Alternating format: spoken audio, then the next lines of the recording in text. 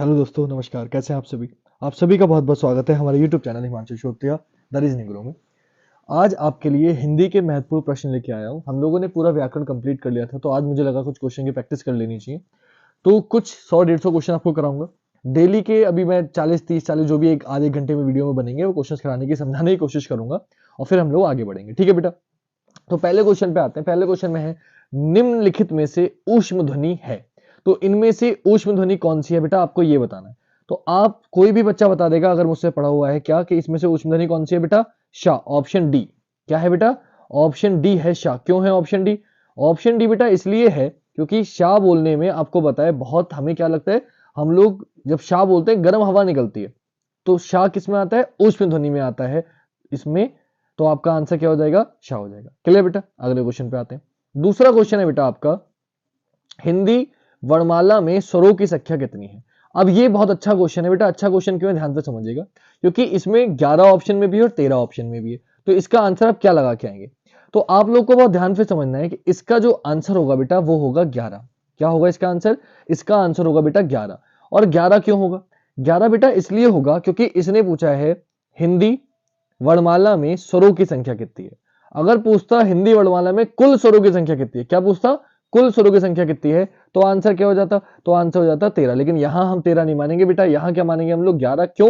क्योंकि कभी भी अगर मूल स्वर बोले या स्वरों की संख्या बोले सिर्फ, तो हम 11 मानते हैं, क्योंकि अंग और आहा को अयोग वहां में मान लिया गया है। एनसीईआरटी की छोटी बुक में आप देखेंगे तो सिर्फ अंग और आहा अलग से लिखाई देते हैं, वरना क्या होता है 13 कब होते हैं? जब अंग आहा को काउंट करते हैं। अब हमने अंग आहा को काउंट करना छोड़ दिया है, तो कितने आएंगे स्वर? 11। तो आंसर क्या हो जाएगा आपका? 11। आते हैं बेटा अगले क्वेश्चन पे। अगला क्वेश्चन है आपका, वह वर्ण जिसका उच्चारण तालु से होता है वो कौन सा है? 4 ऑप्शन दिख रहे हैं आपको। पहला मूर्धन्य, दूसरा कंठ है, ओष्ठ है, तालव्य। तो आंसर क्या हो जाएगा बेटा? इसका आंसर हो जाएगा आपका तालव्य। तो जो तालु से बोले जाते हैं उसे क्या कहते हैं बेटा? तालव्य। आंसर हो जाएगा ऑप्शन डी, तालव्य। नेक्स्ट क्वेश्चन पे आते हैं बेटा।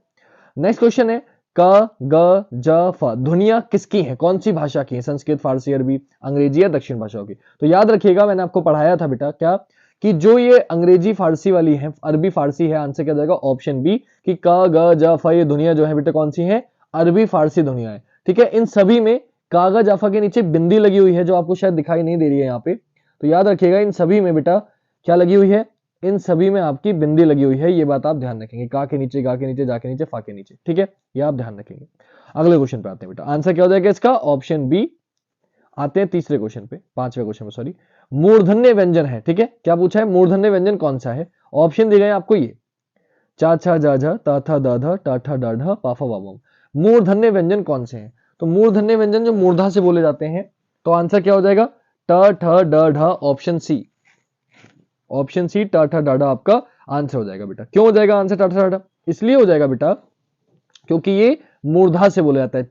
अगर बात करें ताथा दादा की, तो ये कहां से बोला जाता है? दांत से बोला जाता है। ठीक है बेटा, तो ये आपको थोड़ा सा पता होना चाहिए कौन सा स्वर कहां से बोला जाता है। इसी तरीके से आते हैं अगले क्वेश्चन पे। आपसे पूछा ए का, ए से एनक का उच्चारण स्थान का नाम क्या है, यानी कि कहां से बोला जाता है। तो आप सभी बच्चे याद रखेंगे, ये जो बोला जाता है बेटा कंठ तालव्य से बोला जाता है, अर्थात कंठ की और तालु की मदद से बोला जाता है, यानी कि इसे क्या बोलेंगे हम? कंठ तालव्य से बोला जाता है। कहां से बोला जाता है बेटा?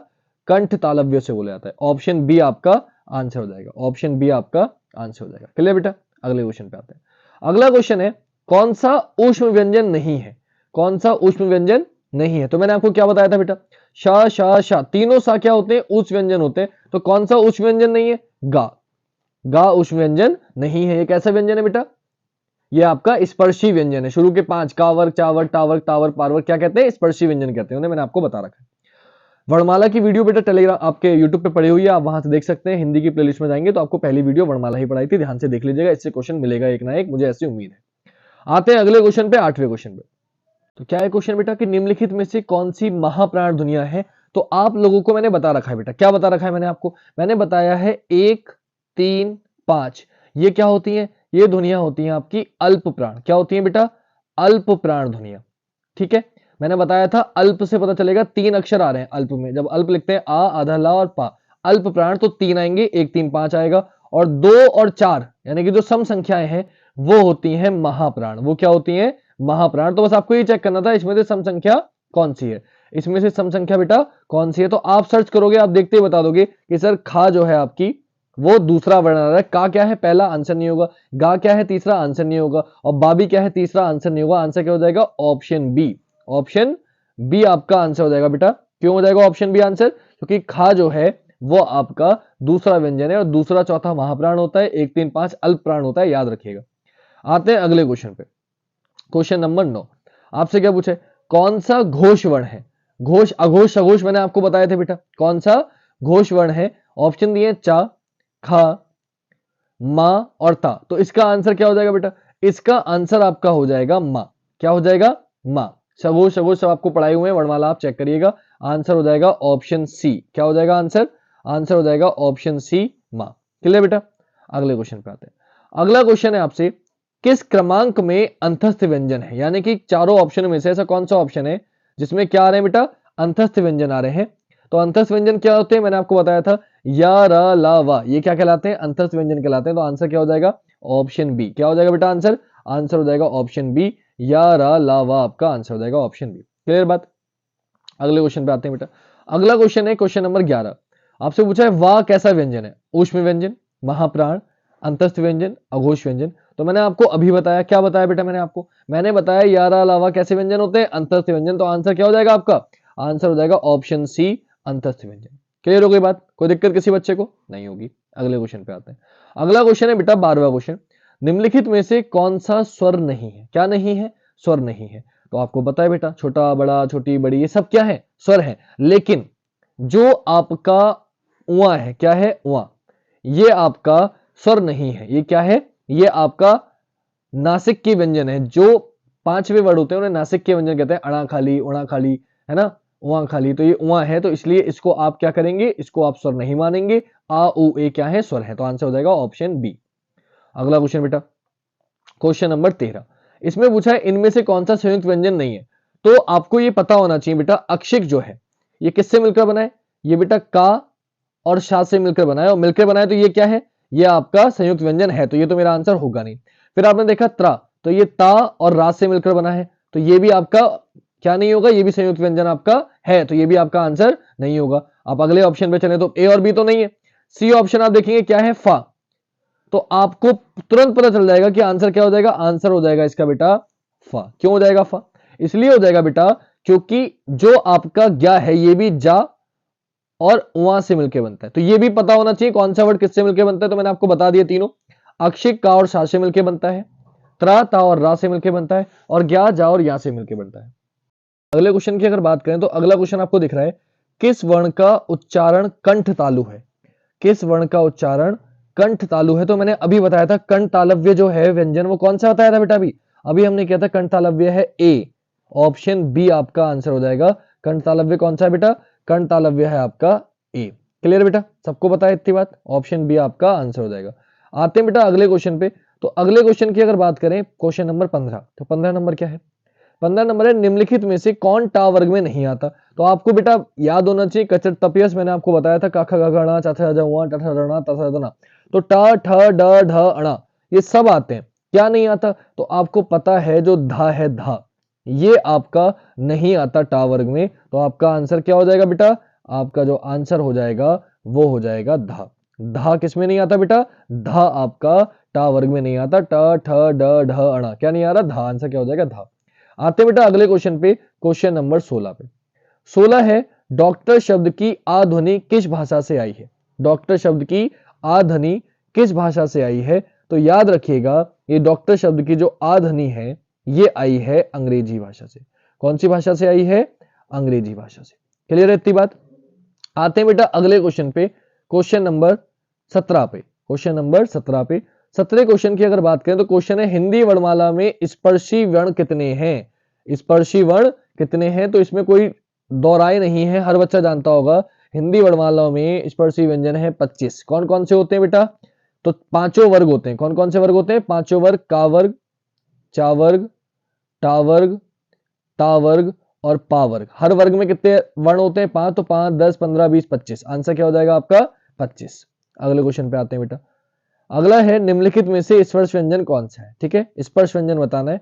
क्वेश्चन है आपके श ल ह छ, क्या बताना है? स्पर्श व्यंजन। तो आपको पता है का खा गा गाना, इसमें शाह नहीं आता। शाह क्या है, शाह क्या है, ये आपके अंत ऊष्म व्यंजन है। और यारा लावा क्या है, यारा लावा हा, ये क्या है आपका बेटा, यारा लावा आपका अंतस्थ व्यंजन है। तो क्या आ जाएगा स्पर्श व्यंजन, स्पर्श व्यंजन बेटा आपका हो जाएगा ऑप्शन डी। क्या हो जाएगा, ऑप्शन डी छा। ये क्या है, स्पर्श व्यंजन है। क्यों, चा छा जा, चा छा, ये आ गया शुरू के 5 वर्ण में, तो जो मैंने आपको वर्ग बताए हैं, तो चा वर्ग में आता है, और क्योंकि चा वर्ग में आता है इसलिए आंसर क्या हो जाएगा आपका, छा हो जाएगा। क्लियर बात। आते हैं बेटा अगले क्वेश्चन पे। क्वेश्चन नंबर 19 है आपका, त थ द ध स आदि का उच्चारण स्थान है। तो आपको पता है त थ बोल के देखो, कहां से बोल रहे, दांत से। तो कहां से इसका स्थान होगा बेटा, जब दांत से बोला जा रहा है तो इसका उच्चारण भी स्थान भी जो होगा वो होगा दंत। क्या होगा बेटा, दंत है। तो मेरा आंसर क्या हो जाएगा, ऑप्शन बी दंत है। आते बेटा अगले क्वेश्चन पे, क्वेश्चन नंबर 20वां क्या है, किस वर्ग के व्यंजन अंतस्थ व्यंजन कहलाते हैं। किस वर्ग के व्यंजन अंतस्थ व्यंजन कहलाते हैं। तो मैंने अभी बताया कौन कौन से होते हैं बेटा, या रा लावा, कौन कौन से होते हैं, ये अंतस्थ व्यंजन होते हैं, या रा लावा। तो आंसर हो जाएगा ऑप्शन बी या वर्ग। अगला क्वेश्चन बेटा, अगला क्वेश्चन है 21वां क्वेश्चन, जो वर्ण स्वर की सहायता से बोले जाएं उन्हें क्या कहते हैं। तो बेटा कोई भी बच्चा बता देगा, स्वर की सहायता से क्या बोले जाते हैं, व्यंजन बोले जाते हैं। कोई भी व्यंजन आप बोलो, का खा गा गा, इसमें क्या छुपा हुआ है, आ छुपा हुआ है, का प्लस आ, हलंत लगा के, है ना, का में हलंत लगाएंगे फिर आ, तब वो का पूरा होता है। तो इसलिए स्वर की सहायता से बोलने वाले जो वर्ण उन्हें क्या कहते हैं, व्यंजन कहते हैं, याद रखिएगा। क्वेश्चन नंबर 22 पे आते हैं। स्पीड में लेके चल रहा हूं बेटा ताकि आप कर पाओ, और क्वेश्चन कितने आप कर पा रहे हो, कितने आपको पता थे, ये भी बताइएगा मुझे कमेंट करके, ठीक है बेटा। 22वां क्वेश्चन, यारा लावा किस वर्ग के हैं। तो आपको पता है यार, इतनी बार ये क्वेश्चन रिपीट हो गया तो सोचो कितना इंपॉर्टेंट है। आप सभी बच्चे जानते हैं यारा लावा किसी भी हाल में तालव्य के तो नहीं है। यारा लावा ऊष्म व्यंजन भी नहीं है। क्या है, अंतस्थ व्यंजन है ना यारा लावा, तो आपको तो बता रखा है, तो ऑप्शन देखने की भी जरूरत नहीं है। तो आंसर क्या आ गया, देखो बिना देखे हमने बता दिया, आंसर आ गया ऑप्शन सी। इतनी बार तो हम अब तक कर चुके हैं ऑलरेडी। तो इसका आंसर क्या हो जाएगा बेटा, इसका आंसर हो जाएगा ऑप्शन सी अंतस्थ व्यंजन। क्लियर है बेटा। अगले क्वेश्चन पे आते हैं। अगला क्वेश्चन है, निम्नलिखित में से नासिक के वर्ण कौन सा है। कौन सा, नासिक के। तो आपको पता है, मैंने बताया हर वर्ग का 5वां वर्ण नासिक के व्यंजन होता है, और 5वां इसमें क्या दिख रहा है, 5वां आपको दिख रहा है उआ। क्या दिख रहा है बेटा, उआ। तो आंसर क्या हो जाएगा, उआ। क्लियर है बात। अगले क्वेश्चन पे आते हैं बेटा। अगला क्वेश्चन है 24वां, व्यंजन को स्वर रहित दिखाने के लिए किस चिन्ह का प्रयोग किया जाता है। व्यंजन को स्वर रहित दिखाने के लिए किस चिन्ह का प्रयोग किया जाता है। सिंपल सा क्वेश्चन है बेटा, देखते ही आंसर बता दो। किस चिन्ह का, हलंत का। मैंने अभी आपको बताया भी था किस चिन्ह का प्रयोग करते हैं बेटा, हलंत का प्रयोग करते हैं। आंसर क्या हो जाएगा, आंसर हो जाएगा ऑप्शन सी। क्लियर बात। आते हैं अगले क्वेश्चन पे। 25वां क्वेश्चन है बेटा, 25वां क्वेश्चन है, जानने की इच्छा रखने वाला। जानने की इच्छा रखने वाले को क्या कहते हैं। तो आप सभी बच्चे जानते हैं बेटा, जानने की इच्छा रखने वाले को क्या कहते हैं। तो जानने की इच्छा रखने वाले को कहते हैं जिज्ञासु। क्या कहते हैं बेटा, जिज्ञासु। क्या कहते हैं, तो आप तुरंत बता दोगे सर जानने की इच्छा रखने वाले को क्या कहते हैं बेटा, जिज्ञासु कहते हैं। क्लियर है इतनी बात। अगले क्वेश्चन पे आते हैं। सारे क्वेश्चन वर्णमाला के खत्म हो गए। अब देखो अलग अलग तरीके के क्वेश्चन लिए। निम्न में से कौन सा देशज शब्द है। तो मैंने देशज विशेषज आपको बताए थे, पढ़ाए हैं, वीडियो पड़ी हुई है, आप एक बार देख लीजिएगा। तो याद रखिएगा, लोटा क्या है, देशज शब्द है। देशज मतलब जिनकी उपज देश से होती है, जो देश में उपजे हैं उन्हें हम लोग देशज शब्द कहते हैं। तो आंसर क्या हो जाएगा, लोटा। ठीक है बेटा। क्वेश्चन नंबर अगला, क्वेश्चन नंबर 27वां क्वेश्चन है, शोक। शोक किस रस का स्थायी भाव है। मैंने आपको रस पढ़ाए हैं, तो आप सभी लोग जानते हैं शोक जो है वो करुण रस का स्थायी भाव है। किसका, करुण रस का। कोई दिक्कत नहीं है। अगले क्वेश्चन पे आते हैं बेटा। अगला क्वेश्चन क्या है, अगला क्वेश्चन है आपका क्वेश्चन नंबर 28, स्त्री का पर्यायवाची शब्द नहीं है। कौन सा ऑप्शन है जो स्त्री का पर्यायवाची शब्द नहीं है। तो आंसर क्या हो जाएगा, मार्तंड। मार्तंड स्त्री का पर्यायवाची शब्द नहीं है। बाकी कांता, महिला, सुंदरी, ये तीनों स्त्री के पर्यायवाची शब्द हैं। याद रखिएगा, पता होना चाहिए। पर्यायवाची आएंगे, इसलिए इस पीडीएफ में मैंने, क्योंकि मैंने वोकैबुलरी नहीं पढ़ाई है, लेकिन जो आए हुए क्वेश्चन है वो इस पीडीएफ में रखें ताकि इनमें से कोई रिपीट हो तो आपका फायदा हो। आते हैं अगले क्वेश्चन पे। अगला क्वेश्चन है बेटा आपका 29वां क्वेश्चन, कुपुत्र में कौन सा समास है। किसमें बेटा, कुपुत्र में। तो आप कोई भी बहुत आसानी से बता सकते हो। कुपुत्र में देखो बहुव्रीहि समास है, द्विगु समास है, तत्पुरुष समास है, कर्मधारय समास है। तो याद रखिएगा, कुपुत्र की अगर बात करें तो 29वें क्वेश्चन का आंसर जो हो जाएगा वो हो जाएगा कर्मधारय समास। कुपुत्र में जो समास है बेटा वो कौन सा समास है। तो याद रखिएगा, कुपुत्र में आपका कर्मधारय समास है। ये सारे चैप्टर मैंने आपको कराए हुए हैं। समास एक बार पढ़ेंगे तो आप देखते समझ जाएंगे। गु से आपको मैंने बताया था गुणा हो रही थे, ठीक है। तो जब कोई भी गुणा हो रही होती है, गु यानी कि संख्या आ रहे होते हैं, तो वहां द्विगु समास होता है। बहुव्रीहि समास जब कोई अन्य अर्थ निकल के आ रहा होता है। ये सब मैंने समास आपको पढ़ाए हैं, आप लोग कृपया करके वीडियो देखिएगा ताकि आपकी समझ में और अच्छे से आ सके। अभी हम प्रैक्टिस कर रहे हैं तो यहाँ आगे बढ़ते हैं। अगला क्वेश्चन, क्वेश्चन नंबर 30। क्वेश्चन है, दर्शन का तत्भव रूप है। दर्शन का तत्भव, दर्शन क्या है? तत्सम है। तत्भव आपको बताना है, तो क्या हो जाएगा अभी दर्शन का? तो आप याद रखिएगा, आंसर हो जाएगा दर्शन। ये जो सा है, ये जो सा है, ये किसमें बदल जाता है? ये सा आपका सा में बदल जाता है, तो आंसर क्या हो जाएगा? दर्शन। तो याद रखना, ये वाला जो शा होता है बेटा, ये वाला जो शा होता है, ये वाला जो शा होता है, ये आपका ज्यादातर तत्सम में यूज होता है। और इस सा को, अगर मैंने तत्सम तत्व आपको पढ़ाए हैं, आप एक बार रूल नोट करेंगे समझ में आ जाएगा। ये वाला जो सा होता है वो तत्भव में यूज होता है, तो आप पहचान कर सकते हो ऑप्शन से, तो आपके लिए आसानी हो जाएगी। ठीक है। अगला क्वेश्चन, 31वां क्वेश्चन, तुलसीदास किसकी काव्य कृति, यानी तुलसीदास जो है ये लिखा किसने है, ये पूछा है। अब तुलसीदास क्या तुलसीदास ने लिखा है? तुलसीदास क्या तुलसीदास ने लिखा है? तो याद रखिएगा, तुलसीदास मैंने आपको ये पढ़ाया है, ये मैंने आपको पढ़ाया है क्योंकि पुरस्कार पढ़ाए हैं। पुरस्कार में मैंने बताया था कि तुलसीदास जो कृति है इसके लिए इन्हें पुरस्कार भी मिला था। वो किसकी है? सूर्यकांत त्रिपाठी निराला की। किसकी है बेटा? सूर्यकांत त्रिपाठी निराला की कृति है। कौन सी? तुलसीदास। याद रखिएगा, कई बार आया हुआ क्वेश्चन है। अगले क्वेश्चन पे आते हैं बेटा। अगला क्वेश्चन है क्वेश्चन नंबर 32। क्वेश्चन नंबर 32 है, पंचानन में कौन सा समास है? पंचानन में कौन सा समास है? तो इसमें बड़ी दिक्कत होती है, कई बच्चे इसमें गुणा क्या नाम है, द्विगु समास लगा जाते हैं, लेकिन याद रखिएगा इसका आंसर होगा बहुव्रीहि समास। क्या आंसर होगा? बहुव्रीहि समास। कुछ बच्चे क्या लगा के आते हैं? कुछ बच्चे यहाँ द्विगु लगा के आते हैं। क्यों? क्योंकि उनको पता है कि संख्या आ गई, पंच आनन, 5 है आनंद, पंच आनंद यानी कि 5 है आनंद, तो 5 सोच के वो क्या लगा जाते हैं? द्विगु लगा जाते हैं। लेकिन याद रखिएगा, इसका आंसर किसी भी हालत में द्विगु नहीं होगा। इसका आंसर जो बेटा होगा वो आपका क्या होगा? इसका आंसर होगा आपका बहुव्रीहि समास। क्यों? 5 है आनंद यानी कि 5 है सर्द इसके, तो यहाँ अलग अर्थ निकल के आएगा, इसलिए आंसर क्या हो जाएगा? बहुव्रीहि समास, ना कि द्विगु समास।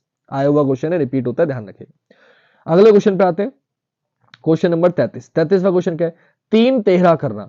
ये क्या है? तीन तेहरा करना मुहावरा है, एक लोकोक्ति या मुहावरा, जो समझना चाहो। इसमें आपको बताना है इसका कौन सा ऑप्शन है, इसका अर्थ क्या है तीन तेहरा करना।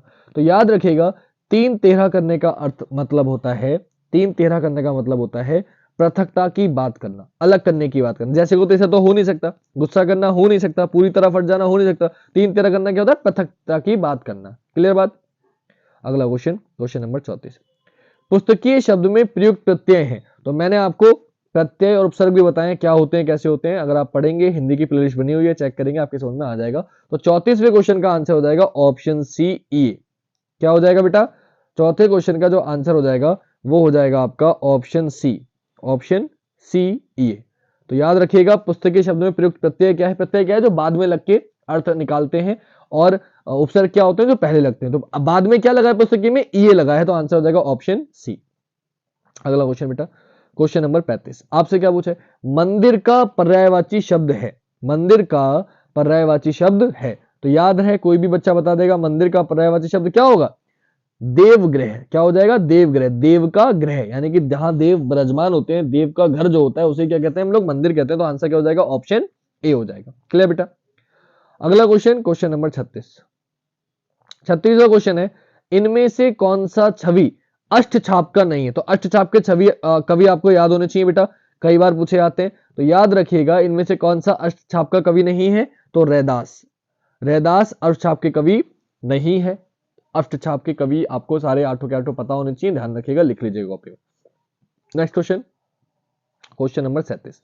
क्वेश्चन नंबर 37 है, प्रेम वाटिका किसकी काव्य कृति है? बहुत इंपॉर्टेंट। तो याद रखिएगा, प्रेम वाटिका रसखान की काव्य कृति है। प्रेम वाटिका रसखान की काव्य कृति है, ये बात आपको ध्यान रखनी है। किसकी है बेटा?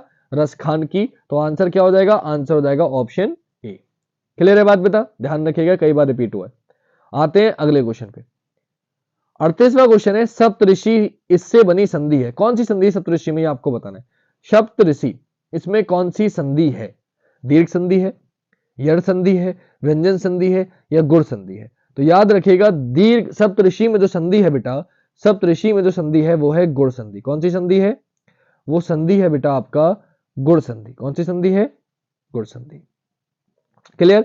संधि मैंने आपको पढ़ा रखी है, वीडियो देखेंगे आपकी समझ में आ जाएगा। कौन सी संधि है? गुण संधि है। क्यों बेटा? क्योंकि आपको मैंने बता रखा है वैसे क्या, कि जब कभी भी जब कभी भी हम लोग बड़ी मात्रा हो जाती है तो वो दीर्घ संधि होता है। यर संधि बताया था, इको यर्ची इसका वो होता है, इसमें या आता है और या से पहले आधा लगा होता है। व्यंजन संधि ये है नहीं तो एलिमिनेट कर दो, आंसर क्या बचा, गुण संधि, आंसर हो जाएगा गुण संधि। 39वां क्वेश्चन आपसे पूछा भवानी का पुल्लिंग क्या है।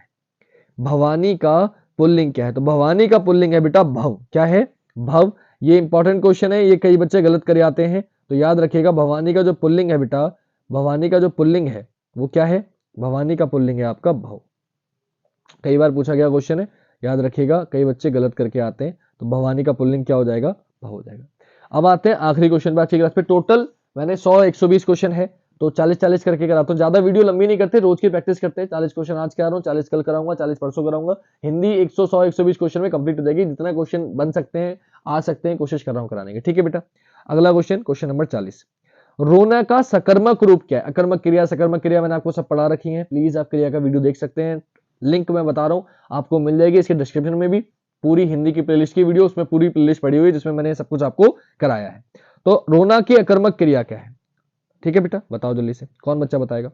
तो आंसर क्या हो जाएगा इसका, इसका जो आंसर हो जाएगा बेटा, क्वेश्चन पहले फिर पढ़ लो, रोने की सकर्मक क्रिया पूछिए, सॉरी कौन सी पूछी है, सकर्मक क्रिया। तो इसका आंसर आप लोग बता सकते हैं, सकर्मक क्रिया क्या हो जाएगी बेटा, सकर्मक क्रिया हो जाएगी रुलाना। क्या हो जाएगी, रुलाना। तो आंसर क्या हो जाएगा आपका, रुलाना। क्लियर। तो आज की क्लास यहीं समाप्त करूंगा बेटा। आई होप आपको वीडियो खूब अच्छी लगी होगी। ठीक है, आपको कुछ नहीं करना बेटा, आपको क्या याद रखना है, मेरा नाम जो आपको दिख रहा है हिमांशु श्रोत्रिय, आप इस नाम को याद रखें। आप टेलीग्राम पे डालें, इंस्टाग्राम पे डालें, या कहीं भी डालें, आप जहां भी मेरा नाम सर्च करेंगे आपको पीडीएफ्स, आपको वीडियो सारी मिल जाएंगी। वीडियो की प्लेलिस्ट अगर आप कोई ना चाहते हो, आपको नहीं मिले, और आप चाहते हो कि मुझे ये चैप्टर पढ़ना है, मुझे नहीं आता है, तो आप क्या करेंगे, आप मेरा नाम कहीं भी सर्च कर सकते हैं। और अगर आपको नहीं मिले तो ये मेरा, आपको अपना मोबाइल नंबर मैं लिख देता हूँ, ये मेरा मोबाइल नंबर है, आप लोग नोट कर लें। आप मुझे इस नंबर पे मैसेज करिए और जो भी चैप्टर चाहिए मुझे बताइएगा, मैं आपको उसकी पीडीएफ प्रोवाइड करवा दूंगा। 9557646187 ये मेरा नंबर है, 9557646187। क्लियर। तो बेटा कल मिलेंगे आपसे, आज के लिए इतना ही। जय हिंद, जय भारत, वंदे मातरम।